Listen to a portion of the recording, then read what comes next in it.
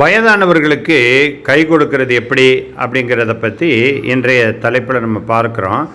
கைத்தடி அப்படின்னு சொல்லக்கூடிய இந்த கம்பு அல்லது குச்சி, வால் ஸ்டிக்கு அல்லது வாக்கிங் ஃப்ரேம்ஸ் ஒரு அடிப்படையான தேவையாக கருதப்படுறது. இது ஒரு நடைமுறையில் நமக்கு ஒரு பாதுகாப்புக்காக பயன்படுத்தப்படுது.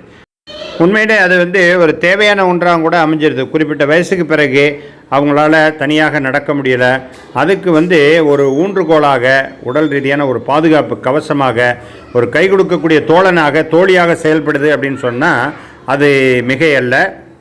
இந்த மாடல் பழைய காலத்தில் பெரியவங்க யூஸ் பண்ணது. அதுக்கப்புறம் இந்த மாதிரி கொஞ்சம் நல்ல குவாலிட்டியாகவும் அதே நேரத்தில் டிசைன்லாம் போட்டு கூட வந்துச்சு.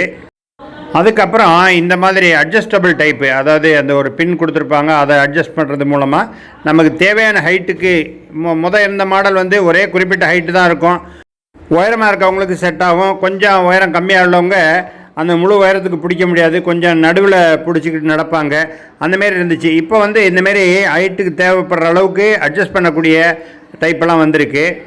இது அதை விட அட்வான்ஸு. இப்போ ஒரு ஸ்டிக் போய் கீழே தரை ஊன்னா சில நேரங்கள் அது வழுக்க கூட செய்யுது. ஆனால் அப்படி வழுக்காமல் இருக்கிறதுக்காக 3 லெக் வச்சு கூட ஒரு கிரிப்பாக இருக்க மாதிரி அவங்க எந்த வகையிலையும் ஸ்லிப் ஆகாமல் இருக்கிறதுக்கு ஒரு நல்ல கிரிப்போட 3 லெக் வச்ச மாடல்லாம் கூட வந்திருக்கு.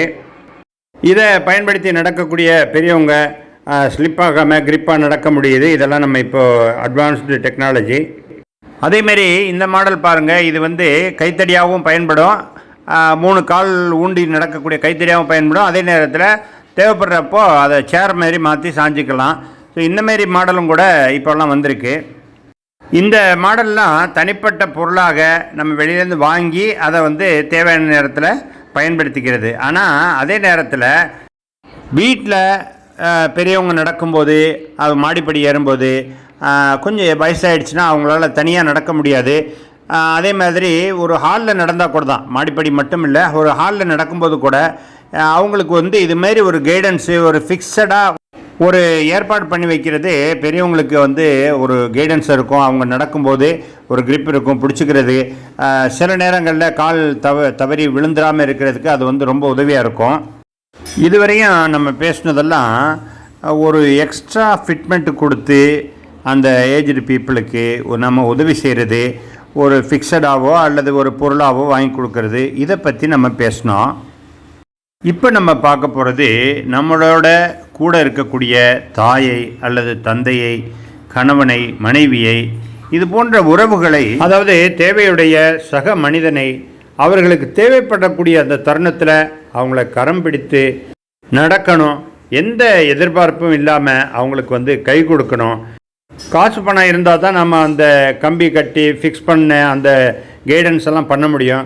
ஆனால் மனம் மட்டும் இருந்தால் போதும். வெறும் கையாலையும் கூட நம்மளால் செய்ய முடியும், அவங்களுக்கு உதவி செய்ய முடியும். பொருள்களை கொண்டு நம்ம செய்ய முடியும். எல்லாவற்றையும் நாம் என்ன செய்வோம், பெற்று அதே போல் கொடுத்து வாழ பழகிக்கொள்வோம்.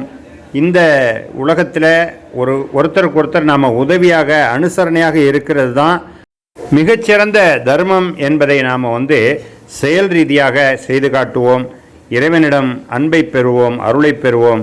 எல்லா புகழும் இறைவன் ஒருவனுக்கே.